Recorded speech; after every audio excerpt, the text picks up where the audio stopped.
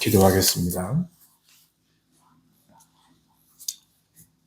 하나님의 신실하심이 언제나 변함이 없으시고 그 신실함을 보이는 사랑의 수고가 언제나 그 경영의 힘이 강하셔서 우리가 이렇게 살아 하나님을 예배하는 시간, 예배하게 됩니다. 은혜요 주신 사랑인 줄 알고 감사를 드리옵니다. 하나님의 거룩한 세상을 향한 말씀을 가지고 하나님의 진노가 나의 진노로 전환되지 않도록 도우시고 하나님의 거룩한 기준이 마치 나의 기준처럼 그래서 분노하고 심판의 자리에 서서 하나님을 대신하려 하지 않도록 늘 지켜주신 하나님, 긍휼한 사랑을 배우게 하시고 십자가의 그 길을 가도록 이끄시는 하나님, 그래서 그 사랑을 깨달아 살 수 있도록 잘 못 산다 하여도 살아갈 마음을 빼앗아가지 않으신 하나님 사랑에 감사를 드리옵니다. 살아도 그렇게 살고 잘 못 살아줘도 살려고 하는 생각을 가지며 주님 오시는 그날까지 살아가려고 하였다고 하는 고백만큼은 거두어지지 않기를 하나님께 간절히 소원합니다. 은혜를 주시면 은혜대로 살겠는데 은혜의 자리도 마다하며 사는 판국에 하나님의 은혜가 충만하다 말하기가 쉽지 않음을 고백하면서 그래도 우리가 가정에서 성경을 읽거나 기도하거나 또한 일상에서 성도를 만나 말씀의 교제를 나누거나 할 때에도 부족한 은혜가 채워지게 하시고 그래서 하나님 온통 주의 은혜로 살아갈 수 있도록 허락해 주시되 하나님의 거룩한 질서를 벗어나지 않게 하시고 하나님의 인도를 벗어나지 않도록 그 은혜를 허락하여 주시기를 원합니다. 하나님 아버지, 오늘도 보이지 않는 지체들을 일일이 하나님께서 기억해 주시고 성도의 자리에서 성도와의 관계 안에서 신령한 교제의 자리 안에서 있어야 할 근본의 이유를 하나님이 일일이 허락해 주실 것을 기대합니다. 힘으로도 울어도 되지 않는 것이 믿음으로 사는 것인데 하나님께서 믿음의 큰 선물을 주사 사라지는 은혜가 있게 하시고 믿어서 살아가려는 마음의 변화가 일어나게 하시며 천상의 길을 걸어가는 성도의 길을 걸어가 지게 되는 은혜가 우리에게 있기를 간절히 소원합니다. 보이지 않는 지체들에게 강력히 일어나기를 하나님 소원하고 소원합니다. 성령으로 기록된 하나님의 말씀을 읽고 설교하며 말씀의 교제를 나누려고 합니다. 사람의 말로 받지 않았던 교회들이 있었습니다. 사람의 말로 받지 않는 성도들이 지금도 존재하오니 이 같은 은혜가 우리 가운데 있게 하시고 주의 나라가 이 말씀 가운데 힘을 얻고 왕성하여 주의 말씀 앞에 열매를 맺어가는 저희들이 되게 하여 주옵소서. 구주 예수님의 이름으로 기도합니다. 아멘. 사도행전 23장 1절의 말씀을 봅니다.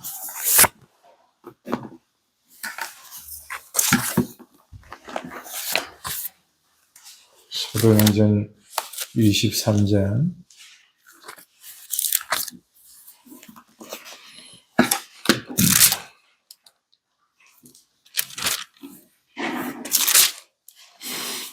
1절에서 13절까지입니다.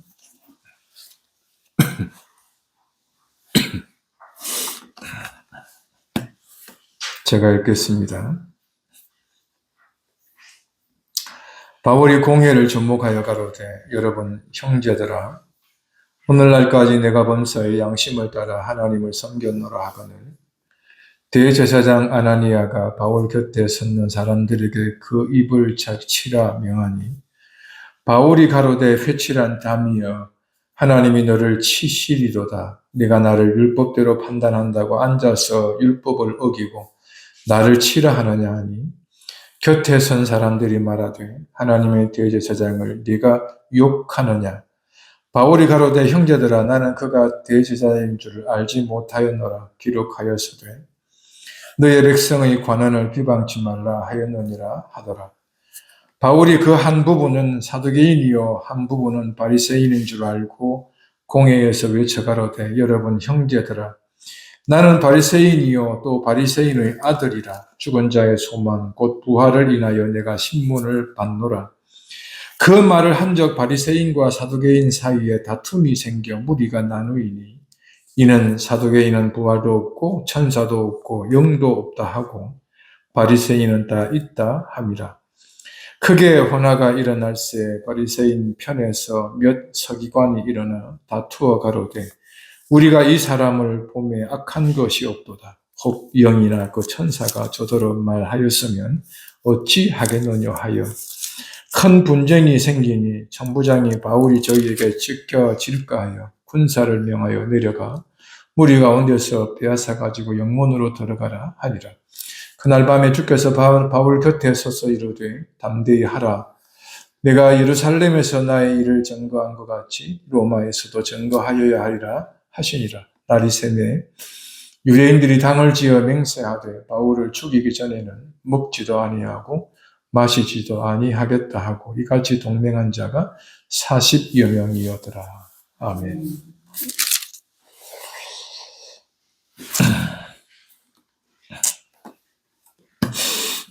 잠시 이 말씀을 나누려고 하다 보니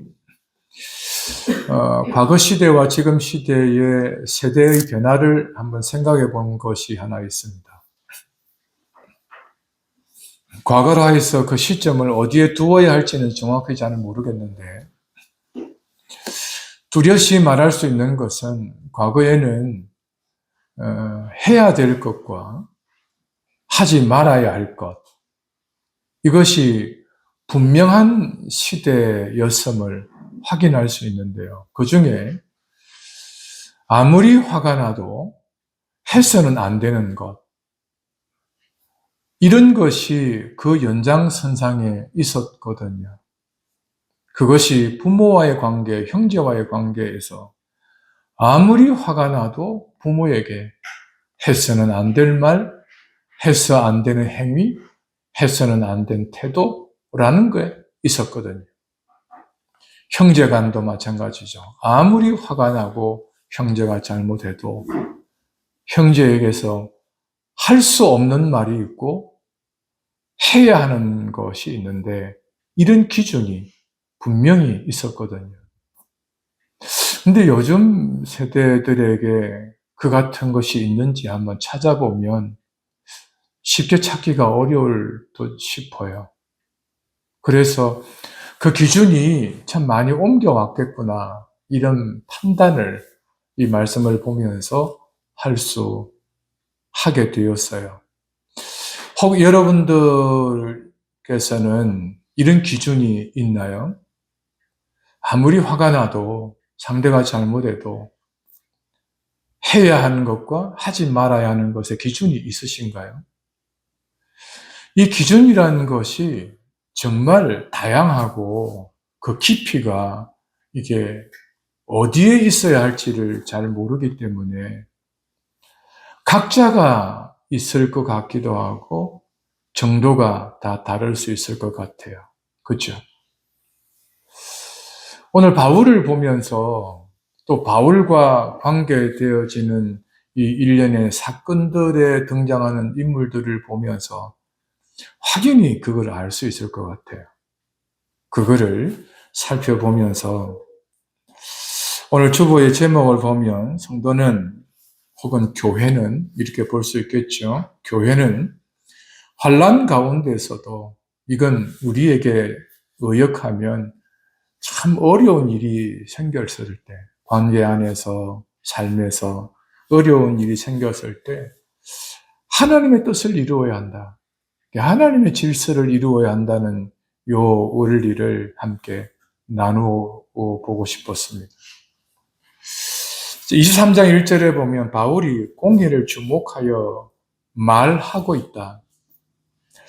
이 말씀을 하기 위해서는 22장 전장에 걸쳐서 보아야 되겠습니다만은 24절, 25절, 즉 22장 24, 25절을 먼저 보면 천부장이 바울을 영문 안으로 데려가라 명하고 저희가 무슨 일로 그를 대하여 떠드나 알고자 하여 채찍질하며 신문하고 있는데 25절에 가죽줄로 바울을 매고 바울 곁에 섰는 백부장도로 로마 사람 된 자를 죄도 정치 아니하고 채찍질할 수 있냐? 라고 하는 다급한 천부장의 등장으로 인하여서 백부장의 이 진행을 일단 막아서고 있어요. 그래서 천부장이 아니 로마의 시민권을 가진 사람을 너희가 이렇게 할 수 있냐? 그렇게 이야기를 하고 있어요. 26절에 보면 백부장이 그 말을 듣고 백부장과 천부장이 이야기를 나누고 있죠. 자, 그런 가운데 27절에 천부장이 바울에게 뭐라고 하냐고 하면 네가 로마 사람이냐? 질문을 다시 하죠. 바울은 긴 말하지 않아요. 그렇다. 이 한마디로 끝내버립니다. 28장에 보면 재미있는 기사가 있어요. 나는 돈으로 로마 시민권을 샀는데 이런 이야기를 합니다. 그 말을 듣던 바울은 나는 나면서부터인데 이런 이야기를 하죠. 나면서 로마 시민권을 가진 바울과 로마 시민권을 돈으로 산 천부장 이 사람이 지금 이 자리에 서로 대면하여 대화를 나누고 있습니다.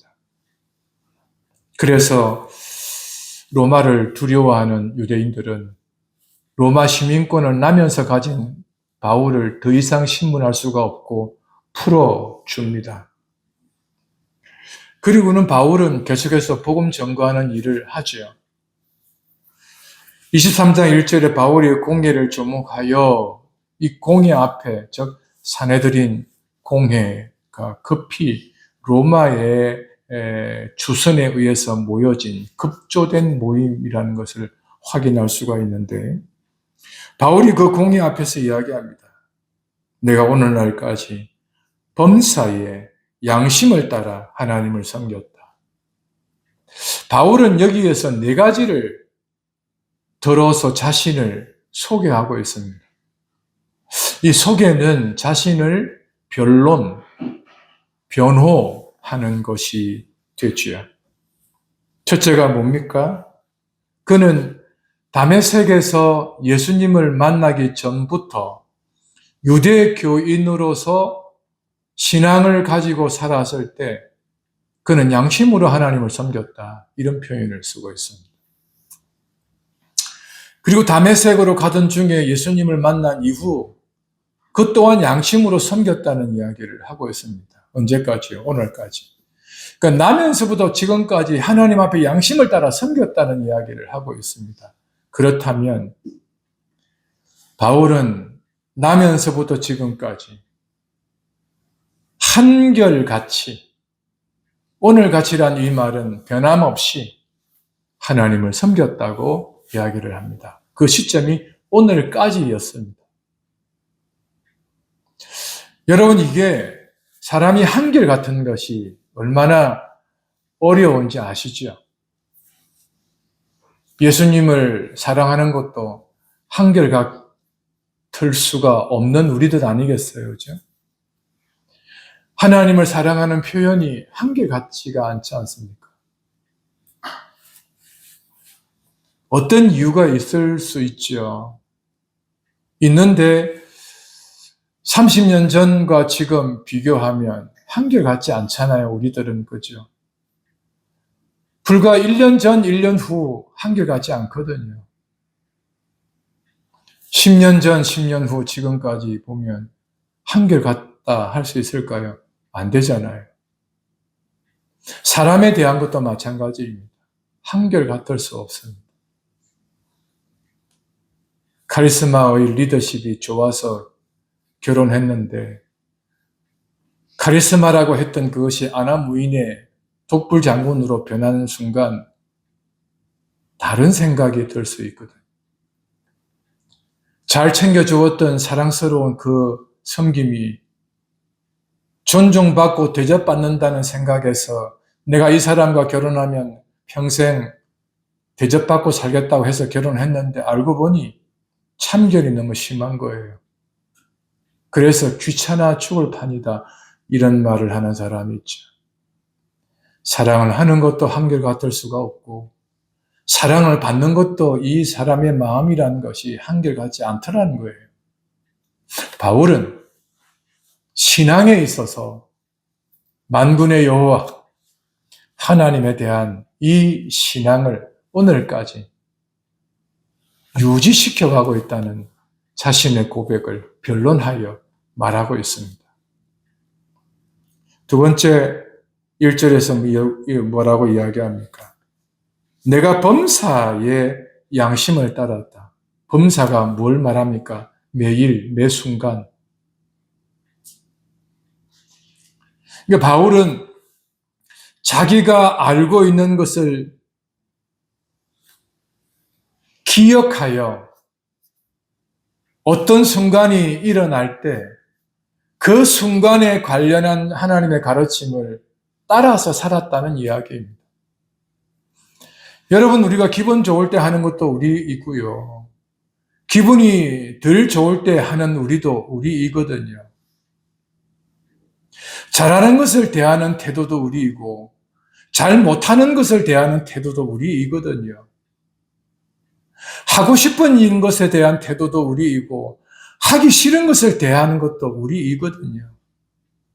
우리는 각각의 일 안에 보이는 태도가 우리 자신이라는 것을 기억하시면 우리는 사랑받을 것도 있고 미움받을 것도 있는 것이 우리들이라는 것을 잊지 않아야 합니다. 내가 남을 보면서 상대를 보면서 미워 죽겠죠? 예를 들면 나도 상대들에게 미움의 대상이라는 것을 아시면 돼요. 사람이라는 것은 전인격적으로 살아가는 우리들이 모든 면에서 나라는 존재를 거기에 투사하고 이렇게 관여하고 살아가는데 나라는 이 존재가 시시각각 드러나거든요. 매일 범사를 그렇게 양심을 따라 살아간다는 이것이 참 쉬울까? 여러분, 이걸 보더라도 매일의 삶의 그 질서가 신앙생활을 할 때의 질서로 드러나는 것은 분명한 것 같아요. 그러니까 매일의 삶에서 보이는 태도가 하나님께 대한 태도로 이렇게 그대로 드러나는 것은 분명한 것 같아요. 그래서 인생은 한 시간으로서 인생을 보이는 그 인생에서 그 사람의 전인격이 다 보일 수 있잖아요. 그죠? 그러니까 좋은 것만 취하는 사람은 내가 좋은 것을 가진 것이 있잖아요. 상대가 나를 좋은 것으로만 취해서 나를 대한다면 나에게 친한 친구가 몇 명이나 될 것 같습니까?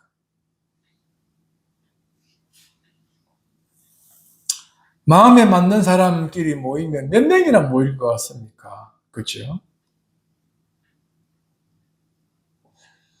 우리의 인생 선배들이 네가 죽을 때 너를 위하여 진정으로 울어줄 친구 세 사람만 있어도 너는 성공했다고 하는 그 말이 예사로 들리지는 않아요. 그걸 뒤집어 말하면 우리는 전인격적으로 세 사람의 친구를 둘 수 없는 인격의 소유자라는 거 아니겠어요? 우리가 그런 존재이거든요. 바울인들 뭐 그렇지 않겠어요? 근데 바울은 하나님 앞에서 범사를 그렇게 살았다는 거예요. 시간은요, 오늘까지. 바울이 그런 사람이었다는 것을 보여줍니다. 여러분, 우리는 바울처럼 그렇게 살 필요는 없어요. 그렇죠? 바울이 살았던 그 정신을 가진 것처럼 우리가 할 수 있는 최선을 다해서 우리 삶의 기질 안에서 양심의 거리낌 없이 신앙을 가지고 살았으면 좋겠다 하는 것입니다. 그 다음 세 번째로, 이게 다 연결이 되는 단어의 구조인데요. 양심을 따라서입니다. 여기에 교부들이 이 양심을 따라서라고 하는 양심을 이야기할 때, 그 당시에 이 양심을 이해한 것을 설명해 놓은 글이 하나 있는데요. 그게 뭐냐고 하면, 마음과 생각과 판단과 행동의 주체, 기준, 이렇게 이야기를 하더라고요.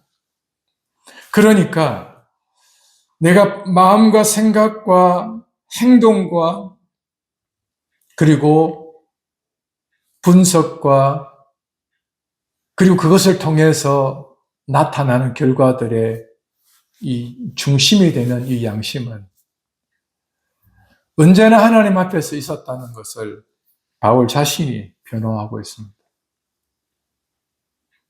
여러분, 우리는 제가 초기에 말씀을 드렸습니다만 하나님을 제대로 믿고 살아갈 수 있을까요? 그건 불가능하잖아요. 그렇죠? 성경대로 살아가는 사람은 아무도 없습니다. 성경대로 살아가려고 할 뿐이죠. 교회를 다니는 사람들 안에서 성경대로 사는 사람을 찾아본다면 저한테 한번 소개시켜 주십시오. 성경대로 살아가는 사람을 저한테 소개시켜 주시면 저는 당장에 목사직을 그만두고 그 교회에 출석하려고 합니다.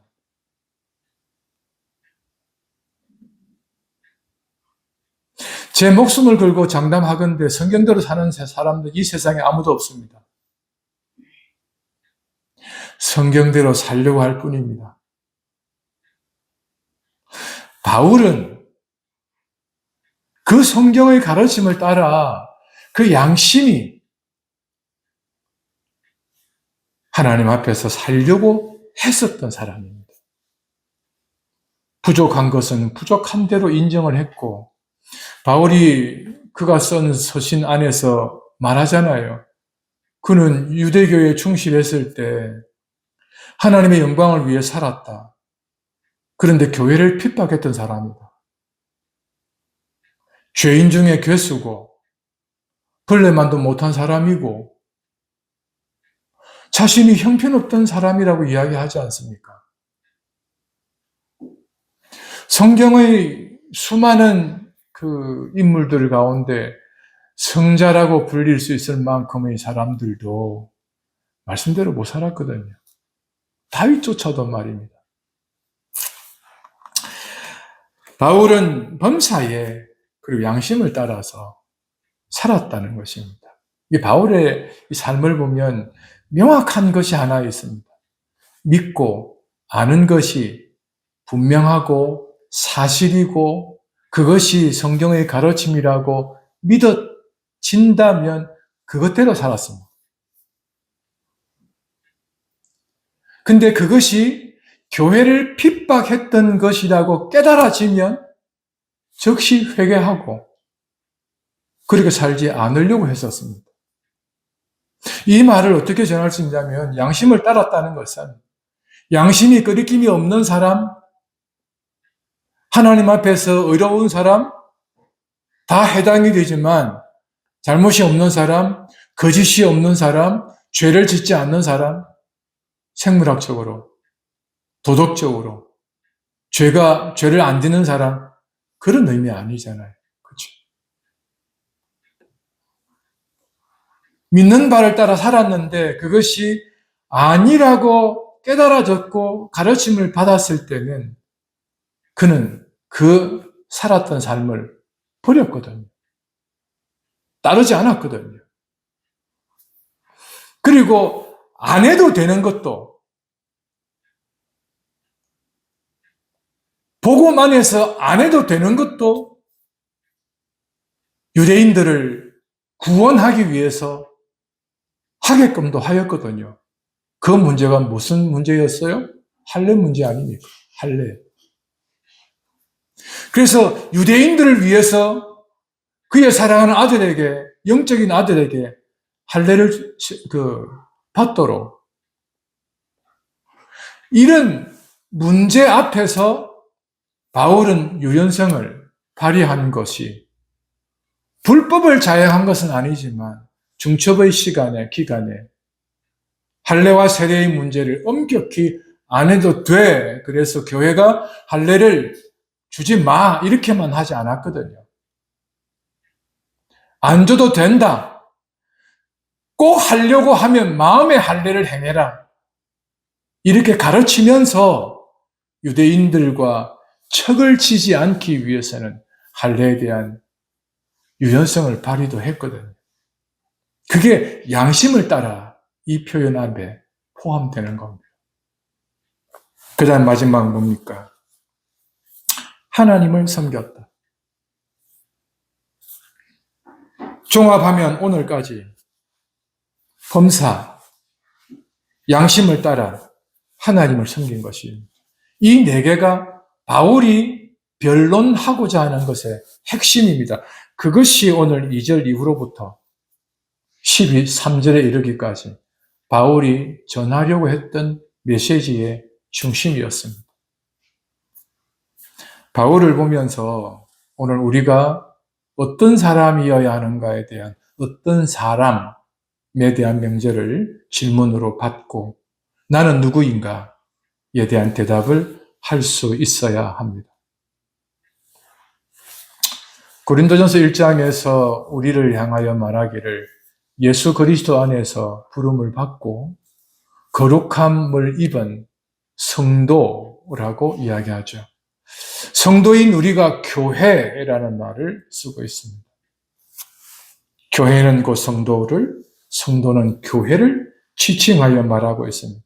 따라서 바울을 오늘 23장 1절에서 소개하여 우리에게 전해주는 것은 교회, 어떤 정체성을 가져야 하는가, 요 네 가지. 오늘 우리가 이와 같은 사람이라는 것입니다. 나는 누구인가? 이 네 개의 변론 가운데 네 개 다 공감이 가십니까? 성도이겠죠. 또 공감이 가야만 되겠죠, 성도라면? 그래서 이 가르침 앞에서 하나님을 섬겼노라. 우리가 마지막 누군가에게 말할 때, 혹은 우리 스스로를 우리가 변론할 때, 이 바울의 이 고백의 변정과 같이 우리는 우리의 남은 사람들에게 이 변정의 말을 할 수 있어야 할 것입니다. 자, 2절에 보면 대제사장 아나니아가 바울 곁에서 이 말을 듣고 있습니다. 9장에서 주의 제자 아나니아가 또 있었죠. 같은 이름이지만 동명이인의 대제사장으로 되어 있는 아나니아는 9장에 나오는 바울을 이방인의 사도로 세우려 한다라고 전해줬던 그 아나니아는 아니다 하는 것입니다. 이 아나니아가 곁에 섰다가 사람들에게 명령합니다. 뭐라고 명령합니까? 저 입을 치라. 자, 지금 바울이 22장에서 백부장, 천부장 앞에서 이야기했던 자신에 대한 신분을 뭐라고 밝혔습니까? 나면서부터 로마 시민권을 가졌다. 이 아나니아는 추측컨대 로마의 시민권을 가졌다고? 그것도 나면서 네가 하나님을 섬겼다고? 무슨 소리냐? 판단을 했을지도 모릅니다. 이유가 무엇이었는지는 밝히지 않았어요. 근데 입을 치는 행위는 분명합니다. 왜 쳤는지. 너의 그 말이 허망하다. 하나님 앞에서 너의 그 입이 거짓되다. 너의 입이 저주스럽다. 이런 표현으로서의 입을 치는 행위입니다. 이것은 레위기서에서도 출애굽기에서도 가끔 등장하는 표현이기도 합니다. 그러니까 아나니아는 이 사람의 입을 치면서 뭘 말하고 싶었느냐 하면, 네가 무고하다 이 말이냐? 네가 지금 잘못이 없다는 이 말이냐? 허허, 이것 봐라. 감히 네가 여기 이 자리에서, 이 자리가 어떤 자리인 줄 알고 네가 그렇게, 그래서 바울을 저주스럽게 수치와 수모와 모욕을 당케 만드는 것이 입을 치는 것이었습니다. 여러분, 22장 이전까지 바울의 입은 어떤 입이었습니까? 하나님이 밤중에 나타나셔서 담대해라. 담대해서 네가 입을 열어 가르쳐라. 그리고 죽은 영혼들을 살려라. 생명을 얻게 해라. 생명의 말씀을 전하라고 했던 말씀을 가진 자의 입이었어요. 그 입에는 생명이 있는 입이었단 말이에요. 누가 감히 바울의 입을 칠 수가 있겠냐고요. 칠 수 없어요.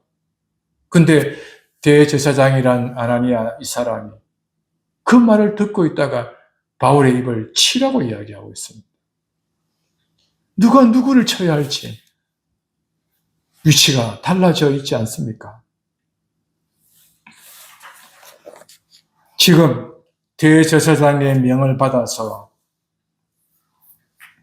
바울의 입을 치라 명령하고 있는 이 자리에 지금 얼마나 살벌할 한 자리인가를 알 수가 있죠. 그때 3절에서 바울이 말합니다. 회칠한 담이여. 이것은 레위기 19장의 말씀도 되기도 하지만 에스겔 말씀의 인용이기도 합니다. 에스겔 13장 8절에서 15절까지 나와 있는 이 언약의 말씀에 대한 성취로도 활용되기도 합니다. 회칠한 담. 이 회칠한 담에 대하여서 무엇을 의미하느냐? 에스겔 당시에 평강이 없는데 평안하다 하는 사람들에 대하여 회칠한 무덤과 같고 담으로서도 표현하고 있습니다. 즉, 이 회칠한 것은 무덤에도 시신을 보관하는 그곳에 회칠하여 부패를, 그리고 이 장례에 대한 이 부패로 인하여서 나는 냄새를 제거하기 위해서 사용하는, 살아있는 자가 아닌 죽은 자를 보관하는 이 무덤, 그것을 통하여 평안하지 않는데 평안하다고 하는 그 선지자의 말을 향하여 회칠한 무덤 같다고 이야기합니다. 이런 말씀을 인용하면서 바울이 이 대제사장 아나니아를 향하여서 회칠한 담이다, 유대인들을 향하여서 회칠한 무덤 같음을 여기서 이야기하고 있습니다. 생명을 이야기하지만 생명이 없고, 율법을 말하지만 율법의 정신과 삶의 목표가 없고, 하나님의 거룩한 뜻을 이루려고 하는 목적이 없는 율법이 남용되는 이 시대에 회칠한 담으로 묘사하고 있습니다. 이걸 보면서 좀 확장해서 말씀을 드리면, 복음도 이야기하고 있고 진리도 이야기하는데 회칠한 무덤과 같이 복음은 이야기하는데 생명이 없는 복음이 우리들의 입에서 소개되어진다면, 목사의 입에서 그것이 전해지게 된다면 참 기막힌 일이 아닐 수 없습니다. 이건 목사 한 사람이 아니라 성도, 교회, 모든 사람들이 진리를 이야기하는데 생명이 없고, 몸으로 진리를 따른다고 이야기하는데 십자가의 길을 가지 않는 그런 삶이 교회 안에 있다는 이야기입니다. 주의 길을 가련다고 말하지만 주님이 안 계시는 곳으로 가고 있는, 마치 베드로가 로마를 버리고 떠날 때 로마를 향하여 가기를 원하고 있는 하나님과는 달리 로마를 떠나고 있는 베드로를 향하여서 주님이 그의 앞을 지날 때 베드로가 그 주님을 향하여서 주여 어디로 가시나이까? 나는 네가 버린 로마를 향하여 간다라고. 그래서 그 사실을 깨달은 베드로는 그 길로 버렸던 로마를 향하여 갔더라는 것이 요세푸스의 역사에 의해서 소개되고 있거든요.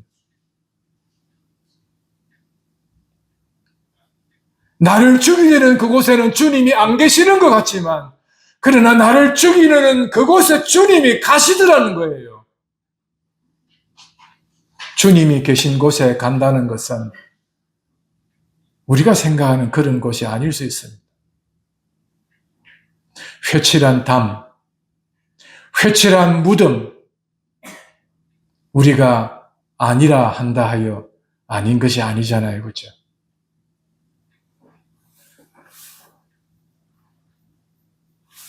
우리 시대를 바라보면서 입에서는 진리와 거룩을 이야기하는데 주의 거룩과는 상관이 없는 말들이고, 몸으로 거룩을 이야기하고 표현하고 있는데 주님이 가신 길이 아니란 것을 사람들이 눈치챌 만큼의 삶이라면 그건 문제가 되죠. 근데 이것도 우리 스스로가 하고 있는 행위를 모르면 이 말씀을 들어도 거기까지는 가지고 가지 않는 것이 또한 현실로 우리들입니다. 바라건대 성령께서 우리가 모르고 있는 삶의 깊은 속까지 비추어서 우리를 돌아볼 수 있게 하셨으면 좋겠습니다. 양심이 회칠할 수도 있고, 마음이 회칠한 자의 무덤 같을 수 있고, 지금 내가 살아가는 삶의 그 길이 회칠한 자의 무덤과 같은 삶이 될 수도 있습니다.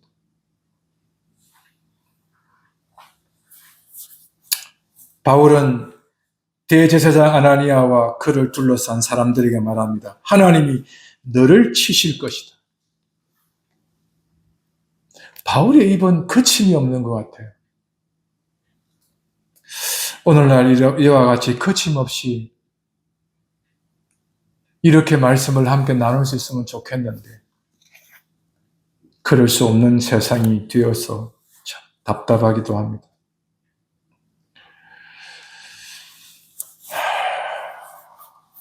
바울이 이야기합니다. 네가 나를 율법대로 판단하나? 네가 나를 율법대로 판단하느냐? 지금 네가 앉아있는 그 자리에서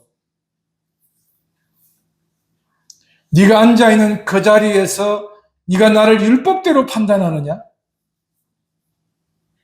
그리고 바울이 뭐라고 이야기합니까? 율법을 어겨가면서 이런 이야기입니다. 대제사장이 율법을 어겼다고 어떻게 말할 수 있겠습니까? 대제사장의 판단에 의하면 지금 바울은 죽어야 할 판인데요.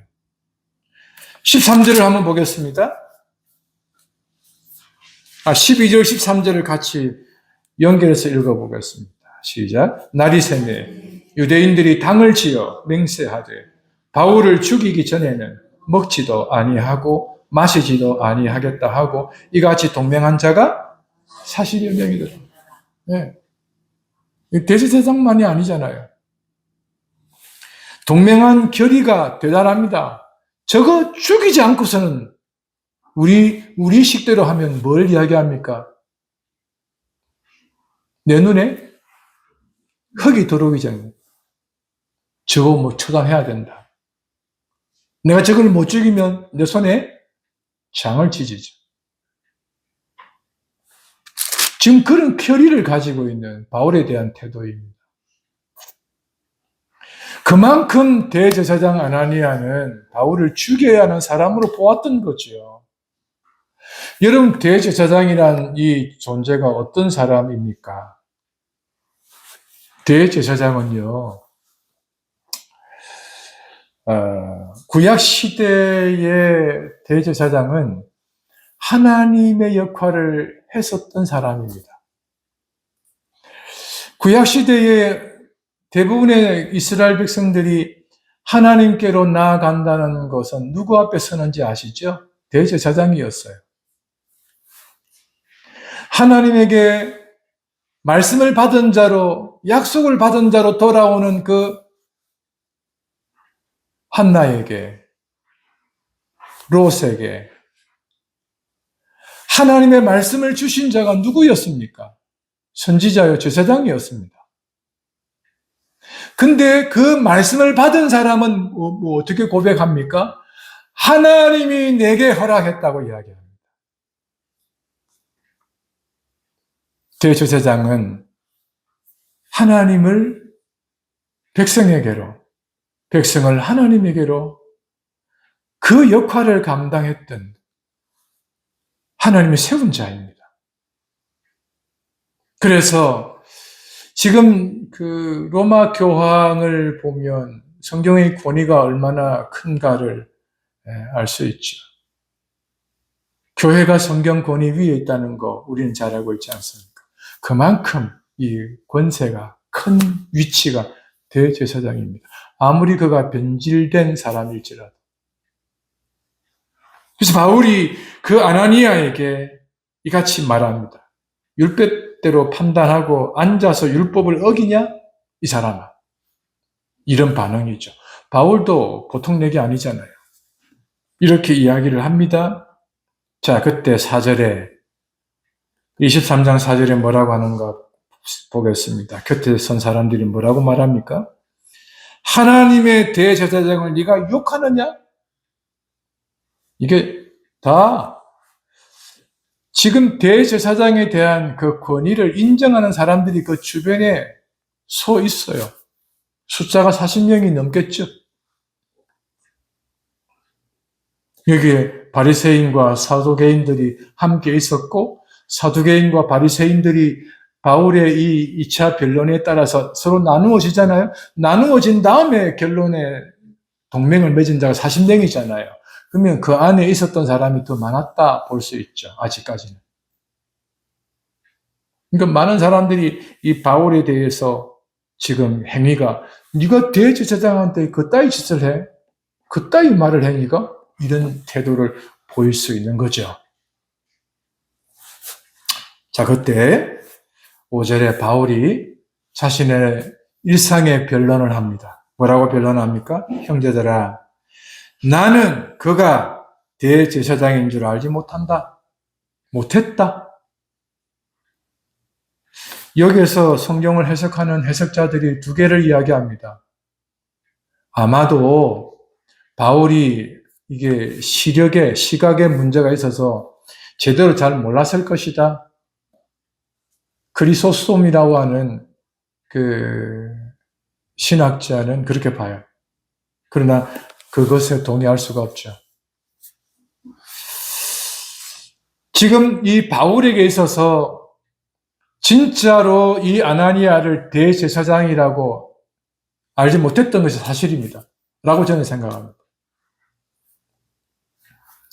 5절에 나는 그가 대제사장인 줄 알지 못하였다. 그러면서 바울이 말합니다. 너의 백성의 관원을, 출애굽기 22장 28절의 말씀을 인용합니다. 너의 백성의 관원을 비방치 말라. 이 말씀을 나는 알고 있다. 그 이야기를 하고 있습니다. 그랬다면 나는 이렇게 말하지 않았을 것이다. 더 정중히 말했을 것이다 라는 것이죠.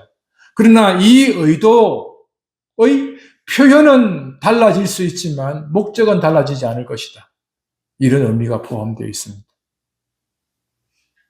그러니까 바울은 정확하게 대제사장 아나니아가 대제사장인 줄 몰랐다 하는 것입니다. 그럼에도 대제사장이 하나님이 너를 치실 것이다 라는 이 사실에 대하여 바울은 변함이 없지만, 그러나 하나님이 하실 것이다 에 관하여 그는 다소 다른 생각을 가졌을 것이다 하는 겁니다. 여기서 바울이 성도는, 교회는 환난 가운데서도 하나님의 뜻을 이루어야 된다는 사실에 대한 이 실제적인 자리 안에서 아나니아에 대한 태도를 보여주고 있습니다. 아나니아는 잘못되어도 한참 잘못되었습니다. 거짓되어도 한참 거짓된 자입니다. 율법을 입으로 지켰지 삶으로 지킨 자가 아니었다는 사실을 반증해 줄 만큼 그는 율법에 관하여 사변으로 이어진 사람이라 말할 수 있습니다. 그런 사람일지라도 바울은 비방치 말라는 말씀을 지키려 하고 있습니다. 이게 하나님의 뜻입니다. 이 지키는다는 것이 얼마나 중요한지 성도들에게, 교회에게 이 말씀을 보면서 설교의 시작점에 해야 하는 것과 하지 말아야 되는 기준점이 이전 같지 않은 것 같다라고 소개를 한 이유입니다. 우리가 그럴 수 있지, 더 나아가서 그래도 돼, 그래도 싸지, 이런 생각을 하기 시작하면서부터 하나님 앞에서도 동일한 태도를 가진다는 것입니다. 여러분, 우리는 아무 일이 없을 때 할 수 있는 것과 할 수 없는 것, 해야 하는 것과 하지 말아야 하는 것, 평소에 가르침을 받아야 합니다. 그렇지 않으면, 화가 나기 시작하면, 하고 싶은 것이 생겨버리면 그때부터는 가르침이 되지 않습니다. 교훈이 먹히지를 않습니다. 그래서 이 성경은 우리에게 평소에 옳고 그름, 선과 악, 참과 거짓을 잘 배워서 가져야 합니다. 23장 1절에서 이 네 개의 구조 안에서 바울 자신이 자신을 변정한 것이 여기에 비방치 말라는 것에 대한 그의 태도임을 알 수가 있습니다. 여러분, 우리가 가지고 있는 성경과 성경을 중심으로 우리가 무엇을 믿고 있는지에 대한 논리적인 체계인 신앙 고백서와, 그리고 우리 교회가 더불어 가르쳐서 삶에 적용하려고 하는 청교도의 삶, 이런 것들이 고신교단 안에 있는 정신 속에서 묻어 표현되어야 한다는 생각을 우리가 늘 하지 않으면 우리는 우리가 마음에 원하는 대로 하기에 급급하게 됩니다. 그러면 환난 가운데서 이 환난이 외부적 환난만 아니라 내면에서 일어나는 수많은 갈등 안에서 하나님의 뜻은 온데간데 없어지게 됩니다. 인간은 하나님의 뜻에 관심 없어요. 즉, 마음에 일어나는 이 화가 내가 하고 싶은 이 본성이 욕구로 가득할 때 하나님의 뜻은 사실은 내가 활용하는 도구이지 목적이 되지 않습니다. 바울은 그가 지금 죽음의 직전에 지금 도달한 상황이잖아요. 그죠? 근데 이게 지금 바울 앞에서 그럼에도 불구하고 그를 죽이려 드는 사람들 앞에서도 몰랐다는 것은 몰랐다는 것과 내가 지켜야 하는 것이 무엇인지에 대하여 그들이 알고 있는 바와 같이 나도 그러하다 하는 것을 그들 앞에 고백하고 있습니다.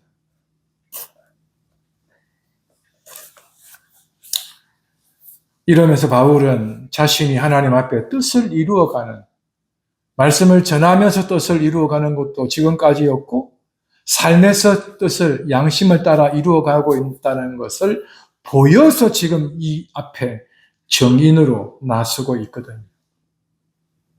그래서 바울은 끝까지 관원이 어떠한 잘못을, 형편없음을 가졌을지라도 비방치 말라는 주의 말씀을 가지고 있는 바울이 이 고백을 우리는 볼 수 있어야 합니다. 자, 근데 바울이 보통이 아니라는 것은 거기서 멈춘 게 자기의 영달에 대한, 자기 변론에 대한 목적이 아니었음을 확인할 수 있습니다. 바울이 그렇게 변론하고 그렇게 말씀을 인용하며 담대히 아나니아 앞에 서 있는 이 모습은 이제 6절부터입니다. 6절 볼까요? 바울이 그 한 부분, 그 속에 있는 그룹들이 어떤 그룹원으로 있는지를 파악했던 사람이다 하는 겁니다. 한 부류는 사두개인이요, 한 부류의 사람들은 바리새인이다 하는 거죠. 그래서 6절 중반에 바울이 바리새인들은 부활을 믿었거든요. 천사의 존재도 인정했거든요. 그래서 나는 바리새인이다, 바리새의 아들이다, 이런 이야기를 하면 그 중에 절반이 바리새인이라면 바리새인의 편이 순간 50%가 되는 격이 되죠. 아주 지혜로운 사람입니다. 사실 또한 그랬고요. 나는 지금까지 예수의 부활을 이야기해 왔다. 그런데 문제는 바리새인들은 개인의 부활까지 받아들이진 않았어요. 부활을 인정했지만, 영의 부활은 인정하기도 했지만 육신과 더불어서 온전한 부활, 우리의 부활로까지 연결하는 것은 쉽지가 않았거든요. 바울은 거기까지 이야기를 하지 않아요. 그러나 부활을 끄집어내요. 그러면 누구의 공감대를 불러일으킵니까? 바리새인들입니다. 그래서 그 일을 통하여서, 그 말을 통해서 그 안에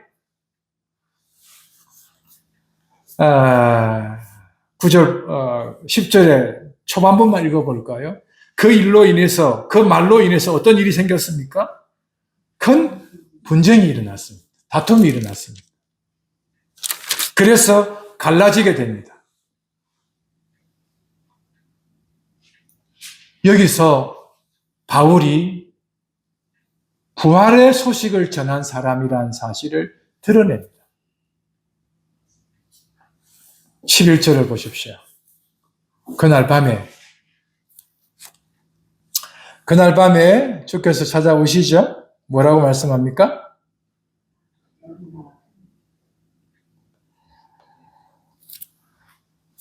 담대해라. 그게 목적 아니잖아요. 그죠? 그 다음 뭐라고 말씀하는지 볼까요? 네가 예루살렘에서 나의 일을 증거한 것 같이, 나의 일, 이게 뭐겠습니까? 십자가에 죽은 것과 부활하신 것. 죽음과 부활, 그리고 성령을 보내신 사건, 이것에 대한 증거를 예루살렘에서 한 것처럼 그 다음 뭐라고 말씀합니까? 로마에서도 증거하여야 할 것이다. 여러분, 사도행전 18장, 19장을 보면 내가 이 복음을 증거한 다음에 바울 자신이 뭐라고 했는지 아십니까? 내가 로마에까지 가야 하리라. 바울 자신이 로마로까지 갈 것이라고 생각했습니다. 여러분, 사도행전 1장에서 보면 성령을 너희가 받으면 예루살렘 쭉쭉쭉쭉, 그 다음 제일 마지막에 나오는 지점이 어디입니까? 땅끝까지. 바울은 이 땅끝이라고 하는 개념을 두 가지로 계속 설명합니다. 하나는 로마였습니다. 그러나 이 복음이 지금의 스페인까지, 로마를 건너서까지 복음이 전해지기를 바라였던 것이 바울의 기대요, 소망이었습니다. 근데 바울의 기대였는데 오늘 11절 말씀해 보면 바울아, 예루살렘에서 나의 일을 증거한 것처럼 너는 로마에서도 이와 같이 해야 될 것이다. 바울은 이 땅끝이 로마였다는 사실과 그 너머였다는 사실까지 알고 있는 사람으로서 복음 전가하는 일을 마치려 하면은 나의 생명을 조금도 귀한 것으로 여기지 아니했던 사람입니다. 그런데 하나님이 그의 소망을 지지합니다. 주님의 뜻과 바울의 목표와 하나님의 인정이 함께 어우러져 바울아, 로마에서도 증거해야 할 것이다, 이 말을 하고 있습니다. 여러분, 마지막 제가 전하고 싶은 것이 하나 있습니다. 환난 가운데 하나님의 뜻을 이루고자 하는 것은 사명자에게는 직분의 완성입니다. 성도에게는 세례받았을 때 고백했던 고백을 이루는 것에 있습니다. 그리고 가정 안에서는 가정에서 하나님 앞에 남녀가 만나 결혼하고 그 결혼을 통하여서 부부가 된 사람으로서 뜻을 이루어내는 것에 있습니다. 하루에도 수십 번, 수백 번, 수천 번씩 이런 생각, 저런 생각을 가질 수가 있습니다. 그러나 그 뜻을 이루어내는 것이 하나님의 뜻입니다. 오늘 우리 시대는 그 하나님의 뜻보다 내가 하고 싶은 것이 더 강한 시대여서 하면 안 되는 것과 해야 하는 것의 기준점을 확 나 쪽으로 옮겨놓은 시대라서 하나님의 뜻 따위에는 상관이 없는 시대를 살아가고는 있습니다만은 성도 교회는 하나님의 뜻을 아는 것에 있어야 합니다. 그래서 하나님의 뜻을 이루는 것에 있어야 합니다. 우리 시대는 사람이 기준이 아닙니다. 내가 좋아하는 사람도 나의 기준이 될 수 없는 거죠. 교회의 기준은 성경이요 예수 그리스도이십니다. 그리고 그를 가까이에서 사랑했던 제자들이었습니다. 오늘 기독교 역사 가운데 하나님의 말씀을 깊이 알고 그 말씀을 붙들어 말씀을 따라서 살아가고자 했던, 그 말씀의 뜻을 이루고자 했던 우리의 신앙 선배들, 그들이 우리의 기준이 될 수 있게 해야 합니다. 아나니아도 아니요, 그 어느 누구도 아닌 주의 가르침이었습니다.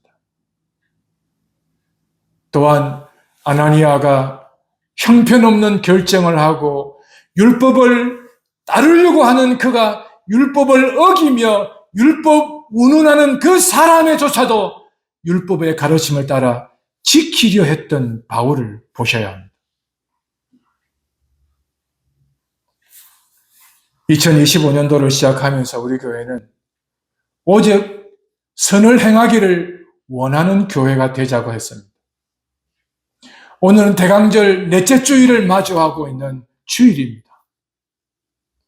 그리고 한 4일 후에 25일 오전 11시에 우리는 다시 모여서 함께 성탄의 감사 예배를 드릴 것입니다. 그리스도의 오심을 맞이하는 것은 굳이 기념하여 맞이하지 않아도 이미 맞이한 저희들입니다. 그리스도께서 우리 가운데 계심으로 하나님의 뜻을 이루어내셨고 우리에게도 그와 같이 하라고 말씀하셨습니다. 힘이 없으면, 지혜가 없으면 구하라고 했습니다. 주겠다고도 약속하셨습니다. 하나님의 은혜 아래에서 은혜를 입어서 그 은혜로 혼란 가운데서도 하나님의 뜻을 이루려 하는 성도, 교회가 되기를 주의 이름으로 축원합니다. 아멘. 기도하겠습니다. 하나님 아버지, 은혜를 감사합니다. 우리에게 이 말씀을 주셨사오니 뜻을 이루고 그래서 뜻을 이루어 하나님께 영광을 돌려드리는 저희들이 되게 하옵소서. 성령 하나님, 말씀이 우리의 기준이요, 표대요, 우리가 우리 자신을 해석해야 할 때 그 말씀이 되어야 하는 것을 기억합니다. 하나님의 그 사랑을 잊지 않게 하시기, 주의 사랑에서 살아가는, 주의 가르침에서 살아가는 저희들이 되기를 간절히 바라옵고 구주 예수님의 이름으로 기도합니다. 아멘.